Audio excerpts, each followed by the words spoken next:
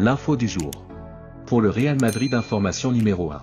Une nouvelle finale attend le Real Madrid sous la direction de Carlo Ancelotti. Cette fois-ci, il s'agit de la Supercoupe d'Espagne, où le club madrilène fera face au FC Barcelone entraîné par Hansi Flick. Le King Abdullah à Jeddah, en Arabie Saoudite, sera le théâtre de ce deuxième classico de la saison.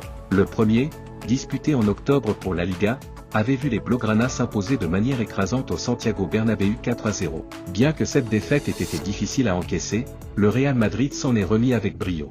La situation actuelle est bien différente de celle d'il y a quelques mois, le Real Madrid se positionnant désormais en tête de la Liga avec 5 points d'avance sur le Barça. En finale de la Supercoupe, les Madrilènes viseront à décrocher leur 3e titre de la saison, après avoir remporté la Supercoupe d'Europe et la Coupe intercontinentale de la FIFA. Le Real Madrid, le grand spécialiste des finales. Le Real Madrid arrive sur la meilleure lancée possible vers une nouvelle finale. Sur les 25 dernières finales qu'il a disputées, il en a remporté 23. De plus, ils savent aussi ce que c'est que de battre Barcelone en finale de la Supercoupe d'Espagne en Arabie Saoudite.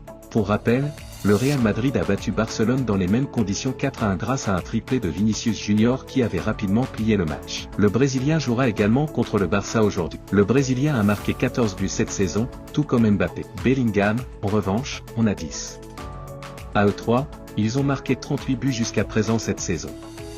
La BNV arrive en finale en meilleure forme que jamais, et avec cela, Carlo Ancelotti tentera de battre l'équipe du Barça, avec un trident offensif qui est une machine à but, sans oublier Rodrigo.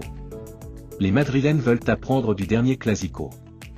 Si nous défendons bien, nous aurons plus d'options pour gagner, ont été quelques-unes des déclarations les plus marquantes de Carlo Ancelotti lors de la conférence de presse d'avant-match. Ne pas faire les erreurs du dernier Clasico sera la clé de la victoire. L'entraîneur madrilène est clair, ses joueurs doivent être acharnés, concentrés et déterminés.